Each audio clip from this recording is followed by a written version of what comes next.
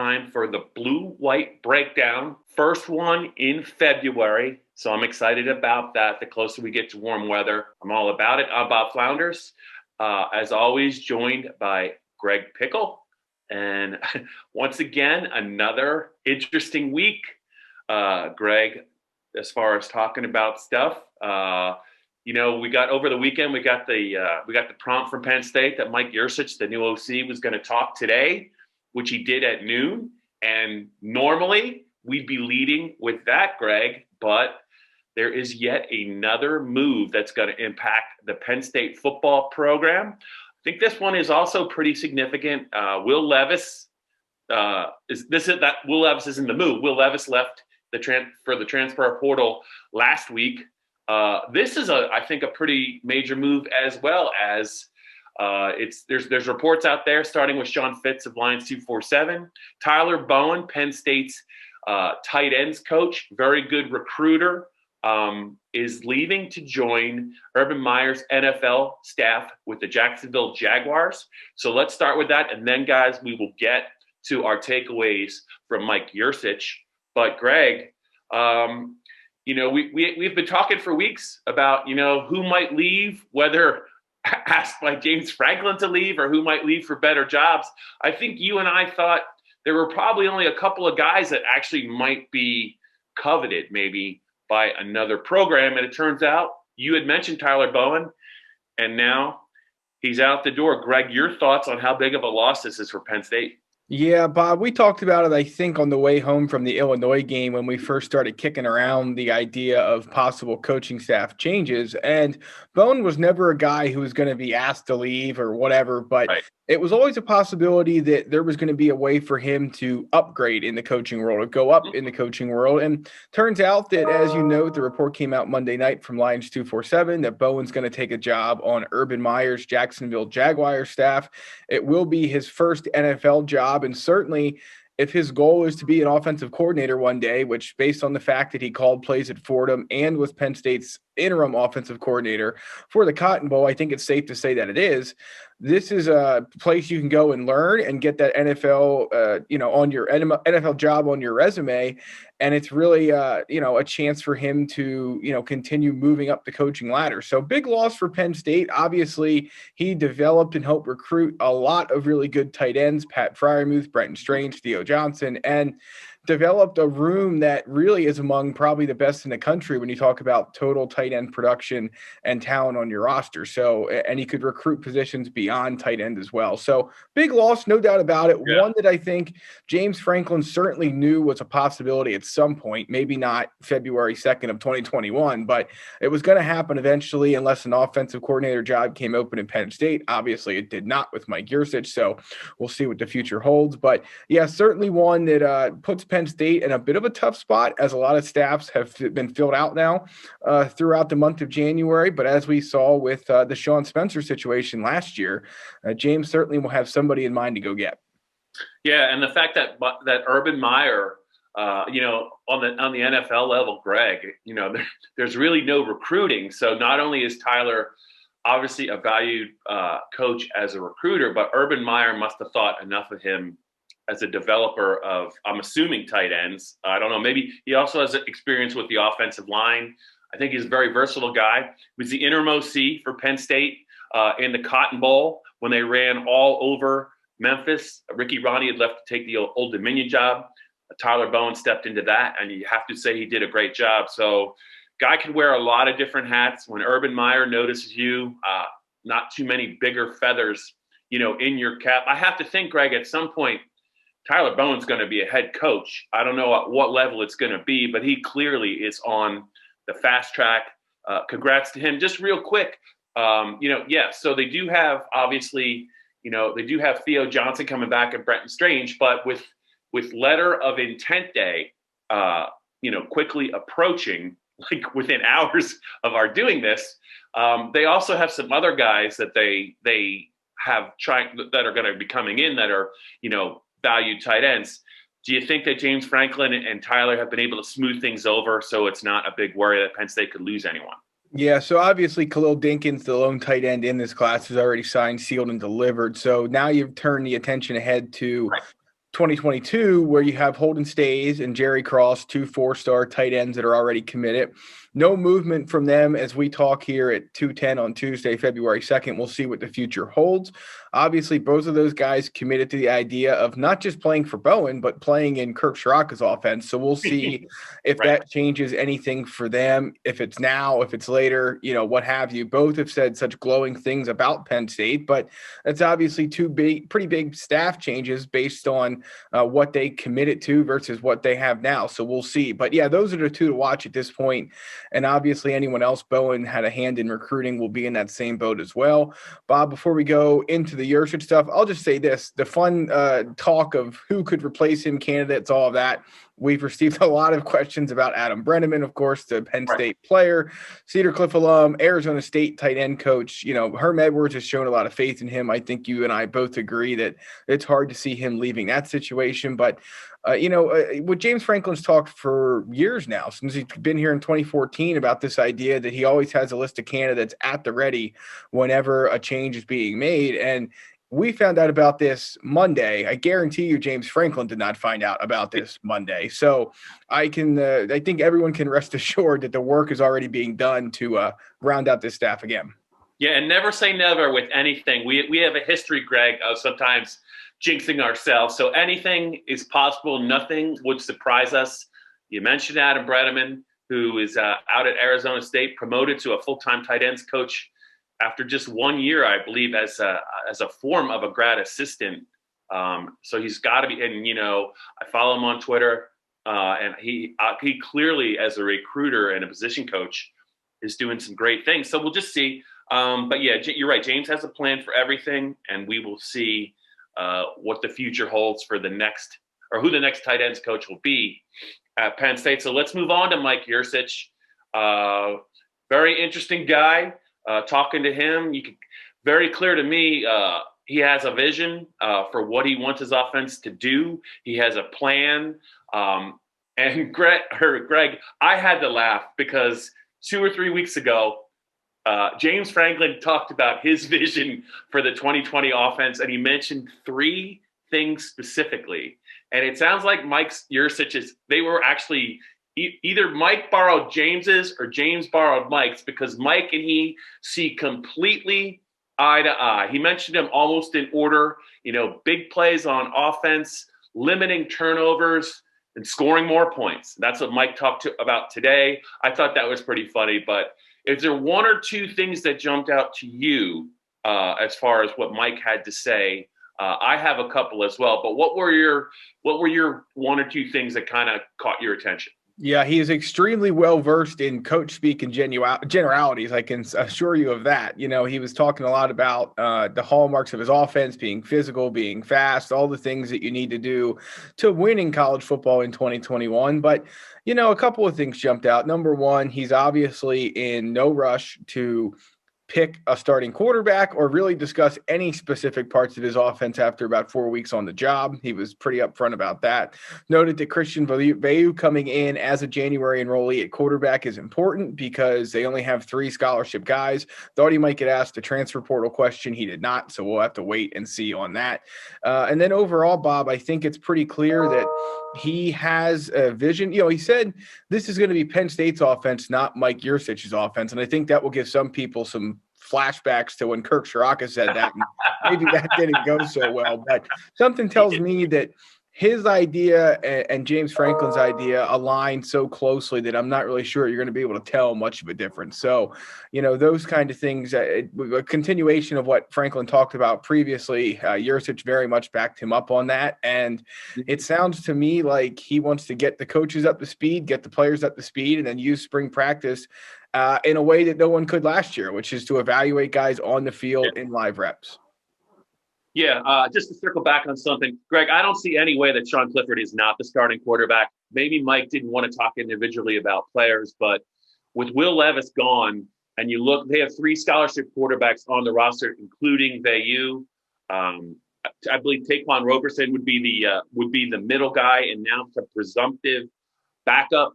We'll see how the offseason plays out. I mean, there's been so much movement, Greg, at Penn State's quarterback position behind the starter the last couple of years that I just literally have no idea what could happen. But I do have to think, given James's love for Sean Clifford, I think, he had a decision to make when Sean struggled, early in 2020, and Will Levis was, kind of right there, poised maybe for a little bit of a QB controversy. I think James backed Sean. They won their final 4 games. Will had a role as a design runner. He did throw a couple of passes, but he's no longer an option. But I think he's almost has to be the quarterback, and he did play better as the year went on. So we'll see what Mike can do with Sean Clifford. Maybe James thinks that, some of the things that maybe Sean couldn't do last year weren't necessarily all on him. I wonder if he thought maybe he could have been coached a little better.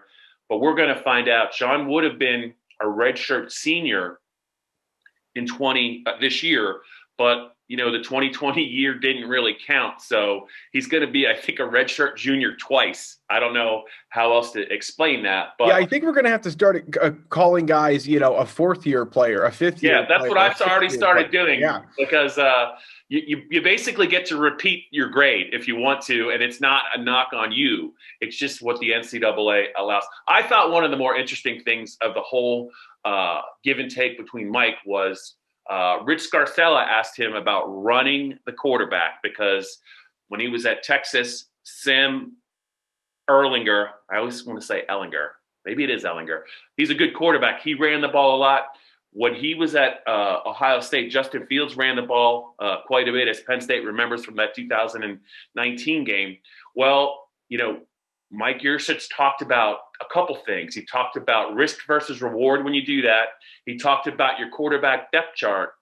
But Greg, Sean Clifford has shown he can run the ball, but I think ultimately it depends on what they think of Roberson, because you have to be comfortable with your number 2 quarterback not only playing, because if Sean gets banged up, but also running the ball as well. I just don't know. I don't know how much you can run the quarterback if you're going to run him 100+ times when you're really not sure about your number 2 quarterback. How about you?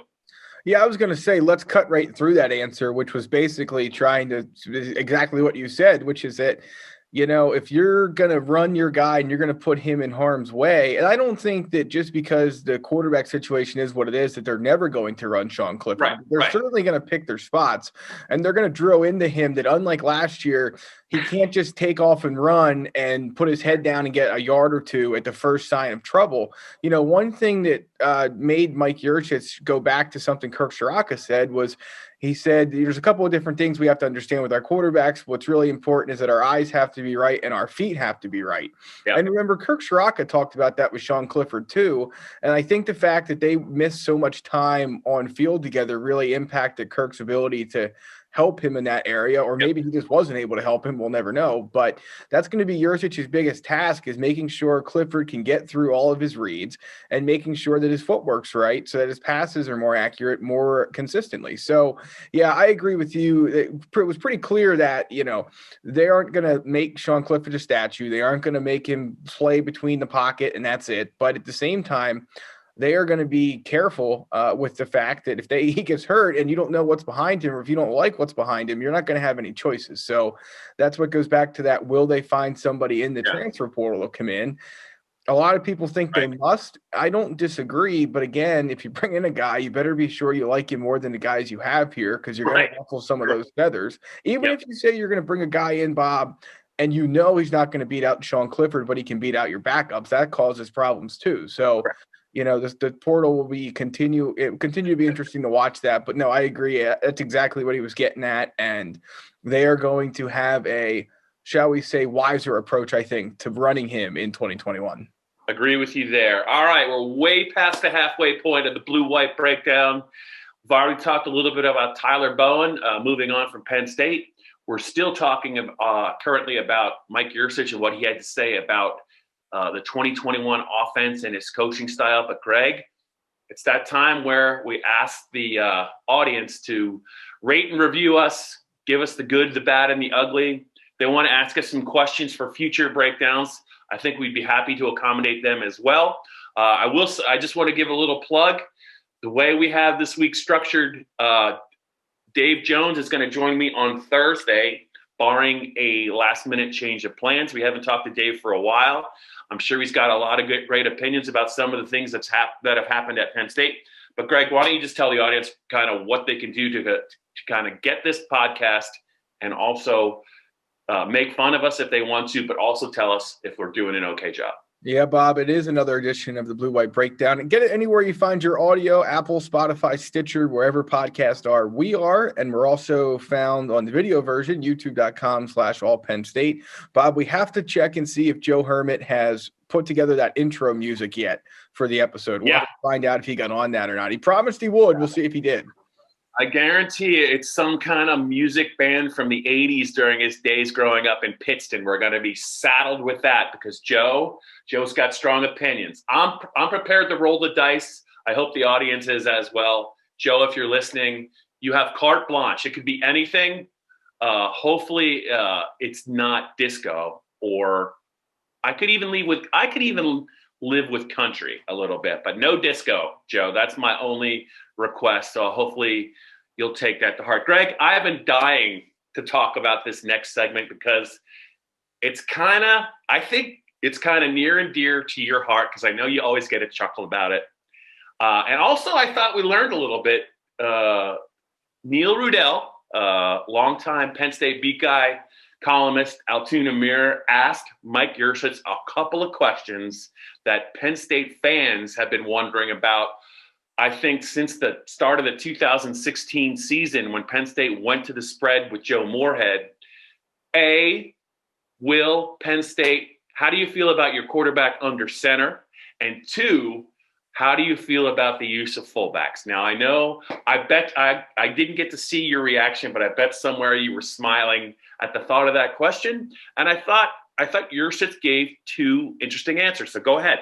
Yeah, obviously, I guess we'll start with the fullback and the fact that he mentions using multiple tight ends, using those guys as extra blockers. And Penn State has the tight ends room to do it. Brenton Strange, Theo Johnson. And again, I think this goes back to what James Franklin was talking about when he hired Mike Yurcich, which is that they want to get more guys snaps. They want to get more guys the ball, whether it's as a blocker coming in as two tight ends, whether it's two tight ends running routes, whether it's multiple receivers getting into the game.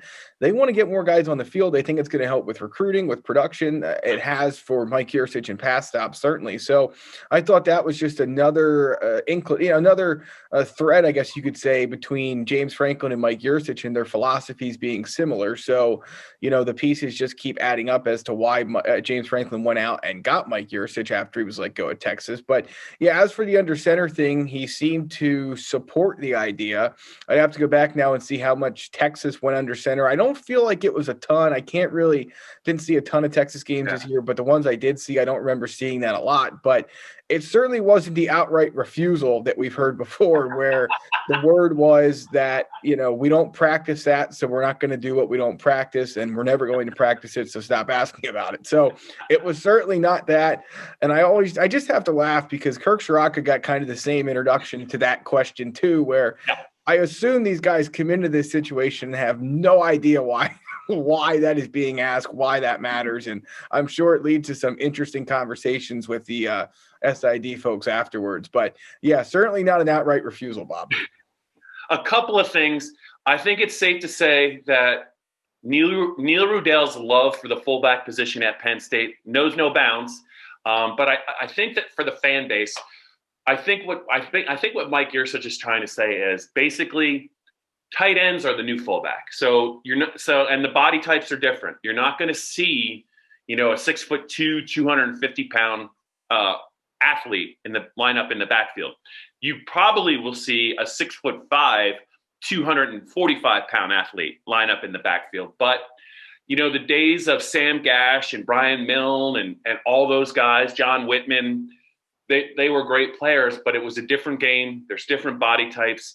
The versatility of the tight ends who can maybe line up as an H-back, go out and catch passes, I think it benefits an offense now more because it's really hard to account for them. Are they receivers? Are they blockers? What do you consider them to be? So I give credit, Neil. I give credit to Neil for asking that question. And also, when it comes to under center, I just wish James Franklin, I think what people are trying to say is, can you just run a quarterback sneak on 3rd and 1 instead of having the running back 6 yards deep? Like if you're under center and you quick snap it and it's 3rd and a short 1, I think you have a better chance with the quarterback sneak if you're right under center. I don't think they're asking for anything else, but we'll just see. We'll just see how that plays out. I don't know why I'm laughing about it, but it just seems like it's never going away. Feels like it has to happen now, Bob. But Will Levis, there's no Will Levis to run as a battering ram from 5-6 yards deep anymore. So I think that almost has to happen at this point. When it happens, though, and if we're in the press box, I'm just going to focus my binoculars on Neil Rudell. You can focus yours on Audrey Snyder, and we'll see if their heads explode. A couple more things just to get to real quick on this edition, Greg. Mike talked a little bit also. He was asked about throwing the ball in the middle of the field, and he's had some success, I think, doing that, and that's not something I don't think we've seen a lot of that at Penn State. We've seen some of it, but, there were a couple years where it kind of felt to me like the as far as the wideouts, almost a lot of their routes were those 50-50 balls, those contested catches, but you didn't really see a lot of stuff across the middle. It seems like Mike is a little bit of a bigger believer in being able to do that, but also balancing that with throwing the ball outside. In other words, Mike seems like a little bit more prepared to use all of the field, all 53 1/3 yards or whatever it is, in the passing game. And I think that is probably a fair point that maybe Penn State has not done that with their wideouts. Yeah, there's no doubt about it, Bob. I think that when you look at Parker Washington, when you look at Keandre Lambert-Smith, obviously Jahan Dotson, some of these other guys that Penn State has, you just wonder if they obviously those three in particular had big years or bigger years than expected, but you just wonder if there's a little bit more there, if there's a little bit different things they can do, both with their skill set and with some different play calling and schematic approaches to get open and find more big plays down the field. We know that Mike Yurcich is going to come in and want to play a vertical game, want to get the ball down the field and all that. So certainly I think that's something for the receivers and Penn State fans to look forward to. And then when you talk about different things the receivers can do, he did not specifically address why Penn State ran so many fades in the red zone last year, but he did talk about some of the things that you need to do to be successful in the red zone. Yeah. And I mean, look, everyone knows what the problem is when you get down there. There's less space to defend. There's more guys in more areas, but Penn State was I don't want to say without a clue in the red zone, but pretty close to it. I mean, they relied on the same couple of plays that didn't work almost every time they were down there, and it led to more field goal tries than touchdowns. So that's another breath of fresh air that I think Yurcich will be able to put into this Penn State team. I do think if he's going to run the quarterback, that's when you're going to see him run it. You talked about the numbers game and, 11 on 11 versus 11 on 10. When the quarterback's involved as a runner, it's 11 on 11. When he's handing the ball off, it's really 10 offensive guys against 11 defensive guys. But honestly, in the red zone in 2020, they certainly ran Will Levis a ton in the red zone. It just didn't work. So hopefully, I think it's going to be scheme versus, matchups also. And hopefully, here's hoping that Mike's plays are a little bit more creative, because they did struggle tremendously to score touchdowns in the red zone. It certainly cost them, in the Indiana game. It also cost them dearly in the Nebraska game, especially late in that game. So we'll see how it looks. It's easy to say, it's going to be better, but sometimes you just sometimes you need to have the horses. And maybe if you have Noah Cain as your running back, you can finish some of those drives in the red zone. I think people forget that they really never really had him in 2020 as well. All right, Greg, I think we're going to put a bow on this. It's a wrap. The Blue White Breakdown, the Tuesday edition. Thoughts on Tyler Bowen moving on to the pros and Urban Meyer. Thoughts on Mike Yurcich's first press conference with the Penn State media. Interesting, very interesting. I thought 30 minutes with him. You could tell he's very passionate about offensive football, and he's got the resume that's impressive. The last couple of stops, they've scored a lot of points at Oklahoma State, his 1 year at Ohio State, his 1 year at Texas. So, if James can get to 40 points or closer to 40 points in 2021 in most of the games, Penn State's going to have a lot better chance to win more games. We'll see how that goes. But Greg, hopefully Dave Jones and I will be talking Thursday. We still have the second signing day coming up later this week, although the hay's really in the barn with Penn State, so we're not making maybe as big a deal about that, Greg, because we talked about the transfer portal additions. We've talked about the December signees, so maybe there'll be some news for later in the week, but we wanted to focus, I think, on the Tyler Bowen news and obviously the Mike Yurcich news. And I will be back, hopefully, knock on wood, with Dave Jones on Thursday, so you guys get ready for that.